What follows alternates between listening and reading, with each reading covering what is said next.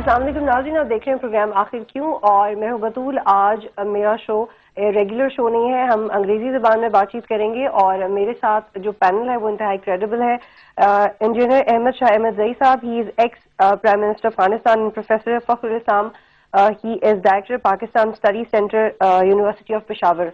दोनों ने मुझे ज्वाइन किया प्रोग्राम में और उनसे इस हवाले से बात होगी कि 2014 में सिक्योरिटी सूरत हाल अफगानिस्तान की वो किस तरह से देखते हैं, पाकिस्तान अफगानिस्तान के रिलेशनशिप्स और बिलखसूस बायलेटरल सिक्योरिटी एग्रीमेंट अफगानिस्तान और अमेरिका के दरमियान। Thank you so much for joining in the show. Ahmed, I want to start from you. How do you see this relationship of trust between Pakistan and Afghanistan at the same time when we are observing that this security agreement is not being signed and President Karzai, he is conditioning the situation that first you have to talk to TTA? Bismillah ar-Rahman ar-Rahim. There is no any problem between Pakistan and Afghanistan security-wise. Now coming to the security treatment, this is against the interest of the Afghan nation. And Karzai has taken good step not signing this agreement with America. Because if he signs this, that means that Americans will be free to do whatever they want. Especially they want to go to the people's houses and they do what they want. And this is against the Islam and this is against the tradition. But how would you explain it more when we know that Lower Jargah has already recommended this, that we should immediately sign this? Just prior to Lower Jargah, on 10th November, I organized a meeting and gathered 3,500 people, and there were intellectuals and religious and Islamic ulamas of Afghanistan. They all signed and they all said and spoke to the media and to the TV people that this agreement or this security treaty with America is against the principles of Islam. It is against the principle of the interest of the Afghan nation. It was published and through media, through TVs. This was prior to the Afghan Lower Jargah. And Afghan Lower Jargah, the government in America jointly, they had called for 2,500. Out of 2,500, 800 withdraw and they went out of the hall. Only 1,700 left. Now, we are asking the people, the decision of 3,500 will be more valid or 1,700? So, but how would you, I'll ask you later, that how would you relate this situation of taking TTA into confidence through America before signing this agreement? How would you take this? I want to take your comment on it, that how do you see this trust deficit between both states at the same time?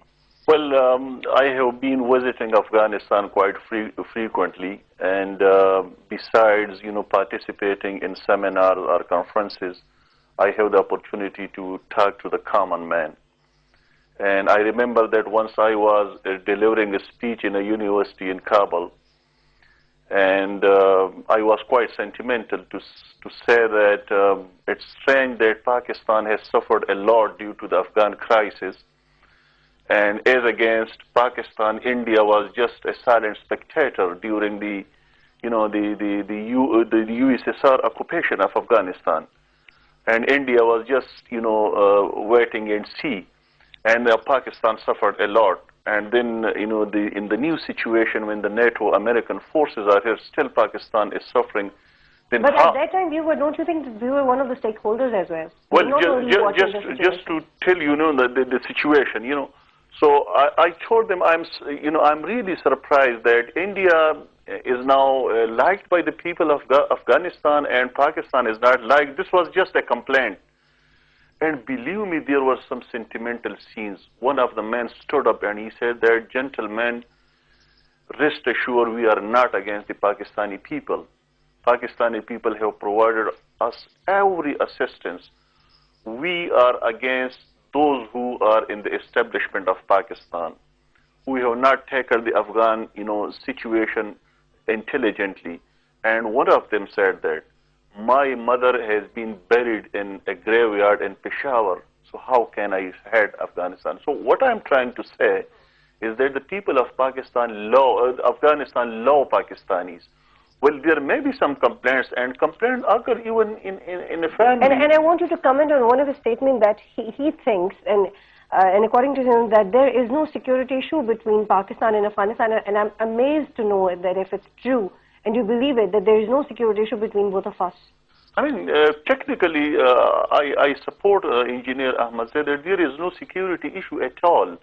I mean, there are some complaints on either side. For instance, in today's conference, one of the speakers from Afghanistan side complained that if there is any bomb explosion, he said that the links are in Quetta or in Peshawar. This is what they complain.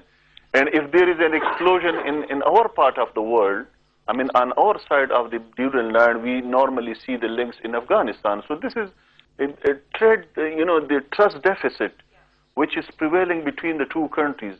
It has nothing to do with the security issues. I mean, security issues is with India. What is the meaning of security when you see the exchange of terrorism through Duran line, when we see a porous border crossed by 25,000, more than 25,000 people per day? So what is security then? I mean, security, I'm just, I take security in terms of military issues. I mean, area occupied by one country and, the other country fighting for the liberation. This is called, a security issue in my opinion. As far as the other complaints are concerned, yeah, if you consider them as security issues, then maybe that if a large number of people cross the border at Torkham and other official, outlets, I mean, this is a long border. You just count Torkham and Chaman. The other areas are this porous border where people can cross to each other countries. If that is considered a security issue, then okay. And how do you look into the fact that if President Karzai says that do talk to TTA first? Well, I being a student of constitutional development, and I have been studying the Afghan constitution and then comparing with the Pakistani constitution, I am really surprised to note that how is it possible for Karzai to overrule the decision of the Loya Jirga, which is a constitutional body now. It was a tribal body in the past, but in the new constitution of 2004, now it's a constitutional body. Almost all members of the parliament of Afghanistan are members to this Loya Jirga, and then some people from different provinces and tribal elders.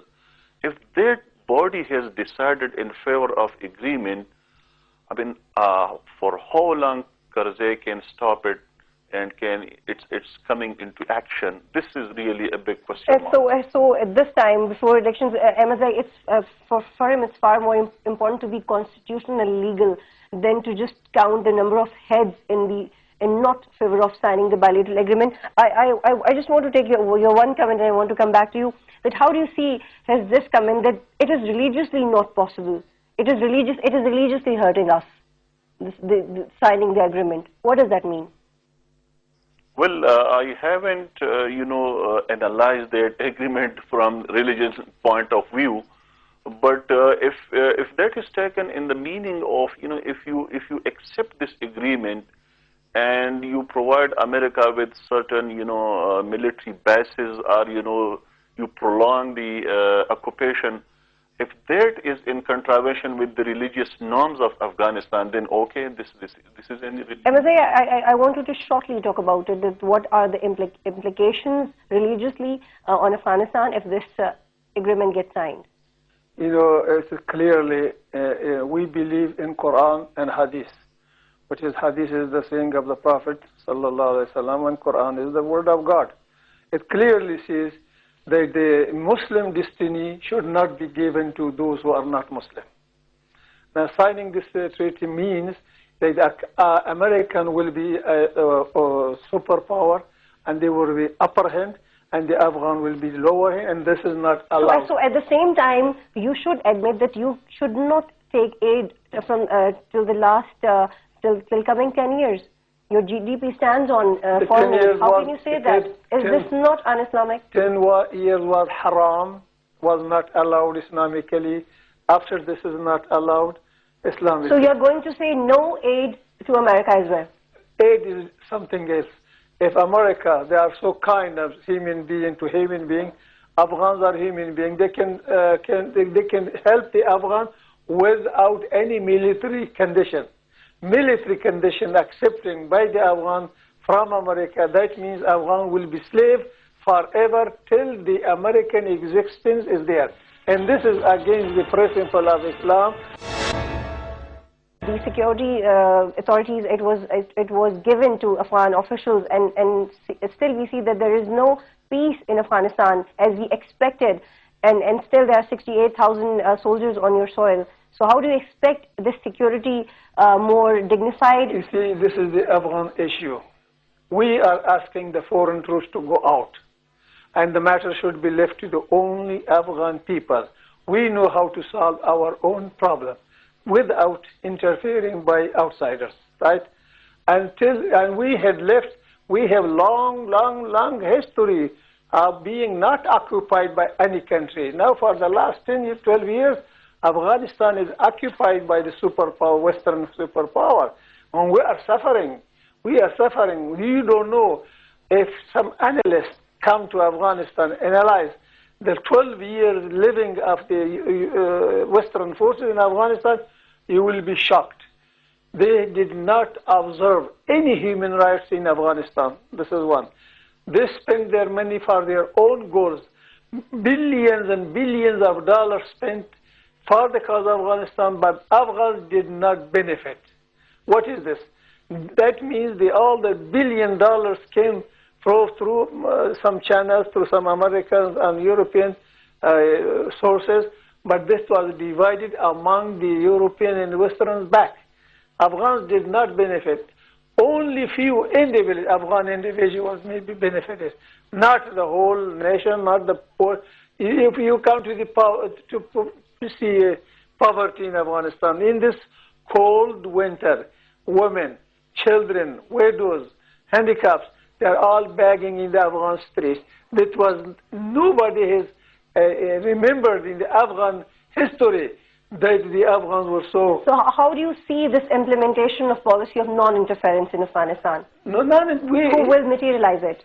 You know, we do not want any foreign intervention. Afghanistan has lived long ago without a foreign interference, and after this, Afghanistan will be alive and will live peacefully. But the only thing, the outside interference is not acceptable by Afghans. And coming to this peace treaty, now the whole world is boiling and talking about. Everybody has their own national interest. Our interest, national interest, religious interest, Islamic interest, is not signing the treaty with the Americans. American will not stay just,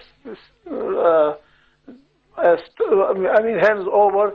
They are doing something like they did for the last 12 years, killing innocent people.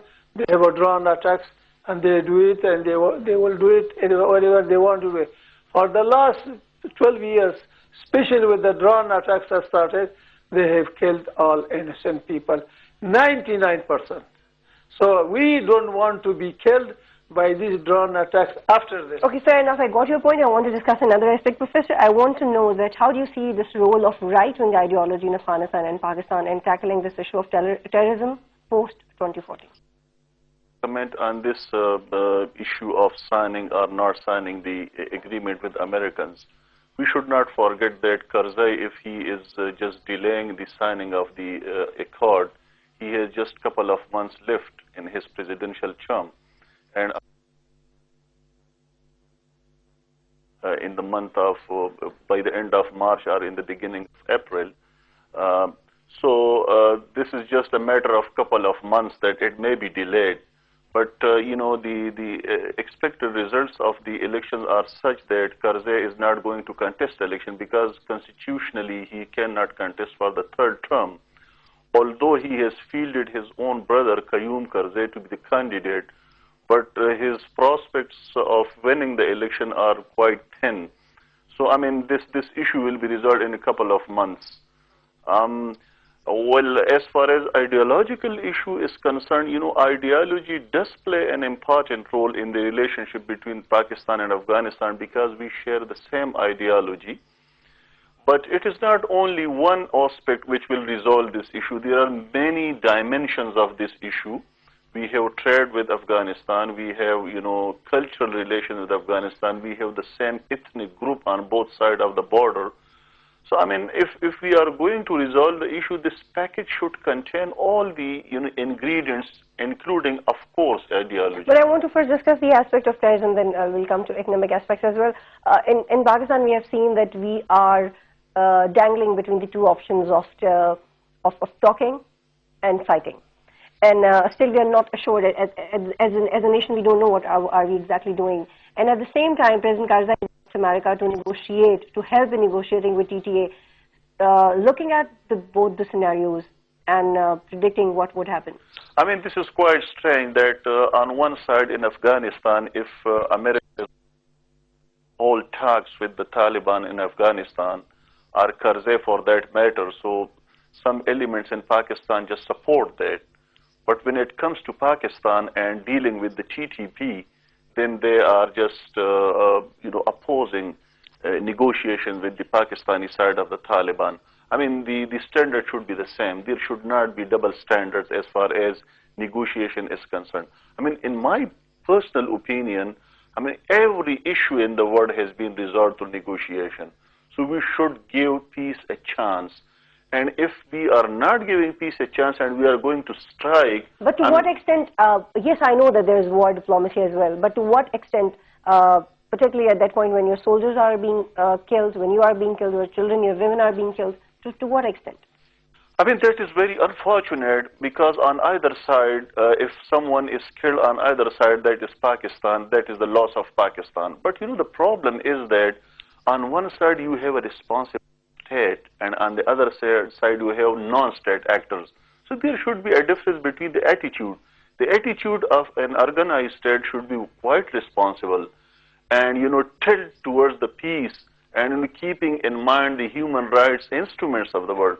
And if non-state actors are not considering these things, I mean, they should be brought to the negotiating table. They should be convinced to, recognize human rights norms, to recognize the Constitution of Pakistan. But if from the beginning, if it is a precondition that they should recognize Pakistani Constitution and at the same time, in both countries, we do not see the execution of declared terrorists. When somebody is proved to be a terrorist, they are not executed, particularly in Pakistan. So how do you see this requirement of executing? You see, coming to the terrorists, now I personally asked the American generals, and especially McChrystal, who was the head of the ISAF, I told him, can you define terrorists? He kept quiet. I says, the terrorists, you people are the biggest terrorists in the world. I brought them an example. All the 60 generals of the NATO was there in that conference when they asked me to talk. I said there is an area in Herat called Shindand. Shindand is the district in Herat, Afghanistan. They bombarded a city called Azizabad and killed 95 people just into 3 minutes. Now, who is more terrorist? American forces or Taliban? Taliban can kill, for example, in bomb blast on the roadside, maybe 2, 3. But he is killed, they're killing in one bombardment 95 people in one night in 2, 3 minutes. This is one, I mentioned then one example. I said in the eastern part of Afghanistan, there is an area called Shinwar. In Shinwar area, there is a district called Debala. There was a wedding ceremony. This cannot be excused of the American bombardments that, no, we did a mistake, the pilot made a mistake. And a clear day, a sunny day, they killed all those who participated in wedding ceremony. Professor, do you think that we should discuss or drag this issue, and I'm sorry, this word is not maybe appropriate enough, but I really want to use this. Do you think we should drag this comparison into the issue of terrorism, that state terrorism or the ostensible terrorist activities by non-state actors? So do you think this is the time to discuss who is more terrorist or who is less terrorist, yes, or who is more violent or who is less? Yes. Well, I'm coming to the, the point which you raised, that why they are not executed, if they are arrested. I mean, the complaint of the Pakistani judiciary is that, the cases are quite weak. The evidence problem is there. The prosecution problem is there. Now, since the government has issued a new ordinance, let's see what is the result of that ordinance. If they were not executed in the past, it was not. It was nothing, no pressure at all. But when the problem was with the law, the existing law, if you can change your law, then maybe the results are, quite satisfactory for the state. Coming to that point that the state terrorism and, the individual, the group's terrorism, yeah, these are two facts. But unfortunately, all over the world, only some groups have been labeled as terrorists, and some of the states who are, just killing innocent people in our neighborhood and in the Middle East, they are not just dubbed as terrorists. So there is a separate issue. Double standards are always on international scene. Let's keep it separate. Coming to the state versus the individual terrorists, I mean, I would say that, again, I would repeat that state should be a responsible entity. It should keep in mind the international law. It should keep in mind the human rights. I want to interrupt you at this point. I'm sorry for that, but I want to ask a question that, yes, a state has to be responsible, but don't you think a state should show a diplomatic attitude towards its people as well? There should be some public diplomacy. It should tell its people that whatever it is doing, whether we are taking money or we are giving money, whether we are corrupt or not, anything, they should tell us the truth. I mean, that is right of the people. Access to the correct information is right of the people, fundamental rights. But the question is that whether that is, provided to them or not, it's a big question mark. So how do you take this aspect in this situation that if India interferes in Afghanistan and at the same time Pakistani establishment says that we do have the proof that India does interfere in Balochistan, and I know it's not one of the subjects directly related to, but this is one of the subjects which intensely, indirectly affects Afghanistan as well.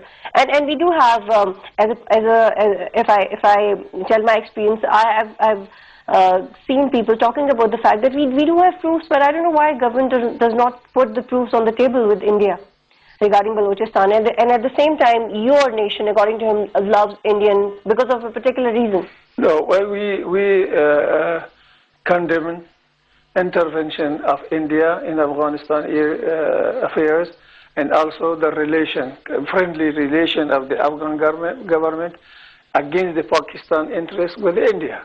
This is condemned because we are a Muslim nation. We have lived here in Pakistan as a refugee. They helped us for the liberation of Afghanistan from the Soviets. We cannot forget this. This is a different issue. State, whatever they are doing, if they do wrong, we tell them wrong.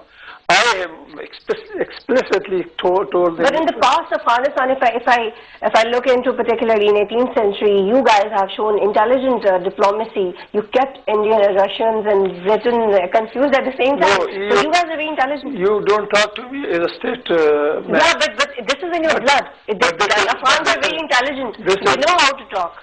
I said that it is condemned. If Afghanistan is not considering Pakistan interest and they are have a contact with in the cost of the Pakistan or the Afghan, this is condemned from the masses, from the people of Afghanistan. Governments always make mistakes. Sometimes in the cost of their nation, they are playing game. This is not acceptable for any country, for any state. Now coming to the Afghan issue and the Afghan security, we are keen. We are after this that we have to keep our country, our state clean of any kind of intervention that they intervene in the other affairs or somebody else intervene in the Afghan. That's why we are here, participated in this conference. This conference was very good, and we asked the Pakistani nation and government they to help to promote peace in Afghanistan if they want, if they can do it. I want to raise one question, and I have few minutes left. Professor, I want to know that simple and short question, but it should be answered in its true sense. That do you see true regionalism in 2014? Where a few days back I was attending a conference and somebody was saying we will see true regionalism, and state will actually behave very neutrally and they will think of Afghanistan and not of their national interest primarily. Is this possible? Well, first let me respond to your first question that that if India is investing in Afghanistan, and if there are some complaints on part of Pakistan, I mean, I would say that Afghanistan is a sovereign country. It has every right to establish friendly relations with any country, including India. But the question is that if establishing relation with India, there are some complaints from Pakistani side, these should be addressed amicably and bilaterally. Coming to the regionalism, I mean, if you take regionalism in that sense that, America or for that matter other, international power will stay away from affairs of this area, and Pakistan and Afghanistan and, other regional countries will resolve their issue. I mean, this is just a wishful thinking. America will definitely play a role, and for that matter, other international actors will also play a role. But we should, search our way out from this scenario that when the biggest powers, have their interest in the region, and still we have the hope that regionalism will emerge one day and will resolve bilateral issues. Ahmed, I want you to answer this aspect of regionalism. What kind of brotherhood or love you see in post-2014 between the states? So we have in front 2014. This is the mandate of the American to withdraw. We are asking American to withdraw totally from Afghanistan militarily. Okay, when they withdraw, the condition of peace and condition of living, everything will be changed. People are making different views. My view is, if the American withdraw, there will be no problem in Afghanistan at all inside. While people are saying different things, that economics and finance, supporting the military training, this, whatever is important for us is the freedom. Now we are not a free nation. Afghanistan is not a sovereign state. Afghanistan ruled for the last 12 years by the Americans. They did, and they interfered. They did what they wanted. Even our cabinet members, ambassadors, provincial leaders, they were chosen, and they had American, they had strong hand. We want in 2014 not to have American any kind of influence in the Afghan administration. Yes, I got your point. I want to know that after wars and bloodshed, do you think that Afghan nation and Afghan authorities, they have realized the fact that yes, we are rich, we are demanded? People, let me complete my question, that international powers, they actually want this region, and it has been under the spy game center. It will always be. It is strategically important, and now we are going to make a good strategy for us. Who? You. Of course. The main problem is created by the American, by the NATO forces in Afghanistan. That's what bothers the interest of Pakistan in Afghanistan. That's why we are asking American to withdraw and leave us, leave Pakistan in Afghanistan. We were friendly, brotherly in last, and we will be friendly and brotherly in the future. We had no problem, border issue, other ethnic issue. So when are you going to accept this international border of Durand line? This is up to the Afghan, the real Loya Jarga, to decide. But at the same time, you say that it depends on the number of the people who 3,000 is more important than 2,000. You said that. No, I didn't say against whatever is against Pakistan. Thank you so much, Ahmed. I want to have your last comment on it. That do you think that Afghans have realized their power of being in this region and their richness? Of course, Afghan people are capable on dealing their own affairs, but unfortunately, during the past 3.5 decades, they are subjected to wars, internecine warfare and civil war and other, issues. So if they are given a chance, and if the international community, and particularly the neighboring countries, help them to resolve this issue, I have very trust in Afghan people. They are very capable people. They are hardworking people. They are intelligent people. And I hope that if they are given a peaceful atmosphere, they can resolve their issues through their intelligence and through their high IQ. Thank you so much, both of you, for joining us.